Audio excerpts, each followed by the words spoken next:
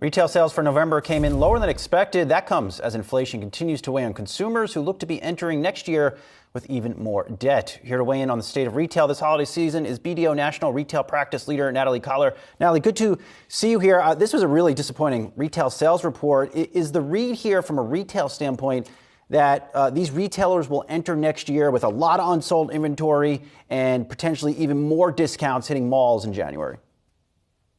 Brian, you're absolutely right. So there's really no surprise about the fact that November was as it was. We did have a couple of good days. So obviously we saw that Black Friday was pretty strong compared to prior year. Cyber Monday was strong compared to prior year. However, I think what we need to do is really look at the holiday season as a whole. The holiday season this year started, I think, even earlier than it ever has. The holiday season started way back in October, perhaps even when Amazon had their second Prime Day. So I think we need to, in order to evaluate the holiday season, we really need to look at it as a whole. Consumers started spending back in October. So it's no surprise that sales are not where we would expect them to be in November.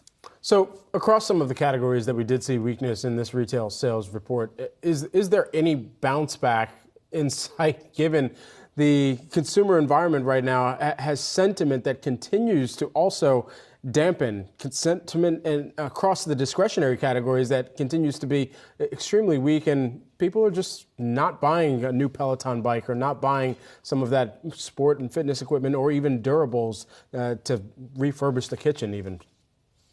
So consumers are in a tough spot right now. So if you think about where we are in terms of inflation, although this month seems to start stabilizing a little bit, we've had several rounds of interest rate hikes. Gas prices have been high for quite some time, although they are starting to come down. But consumers have spent all their money on gas prices. And as you mentioned, the increase in consumer debt is at an all-time high. So consumers' wallets are now more tighter than ever, and they are concerned about what's going to happen in 2023. I think overall 2023 for retailers, for lots of retailers, is going to be challenging, at least the first half of the year. Natalie, is there anything retailers can do in this environment, right? Are they just sort of powerless against these macro forces, or are they things they can do at the margins to help improve traffic and sales? So it's a good question. And I think a lot of this depends on strong execution. There's three things that retailers can do. It's nothing new, but executing on it appropriately and timely is going to be the secret. One is customer engagement, engaging with your customer from customer acquisition, customer retention. Two is revisiting your cost infrastructure. And we've seen a lot of retailers already doing that by cutting headcount.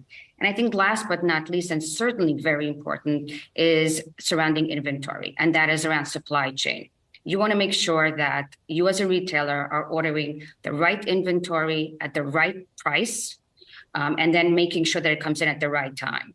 So those are the three things that retailers need to consider. Nothing new, but strong execution is the critical part now.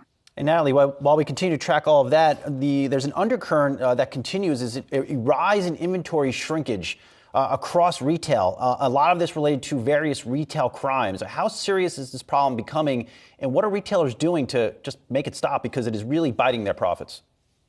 Absolutely. So we are seeing an uptick in retail crime, and it's not the usual petty theft that we've seen over the years. That's significant. What we're seeing now is more thoughtful crime, and people are stealing in order to resell. And it's certainly hurting the bottom line. Lots of retailers, as we've seen over the last couple of weeks, have announced that they're either going to increase prices or they're going to have to close stores. And that comes on the heels of considering the cost of the additional security that they would need to have, the cost of lost merchandise and replacing all of that. It's certainly concerning. I think that it's going to be something that retailers are going to consider going into 2023. Do they have to keep those stores in those questionable areas with lots of crime open? Natalie, thank you so much for your perspective and expertise on this topic. Natalie Kotlyar is BDO National Retail Practice Leader. Thank you.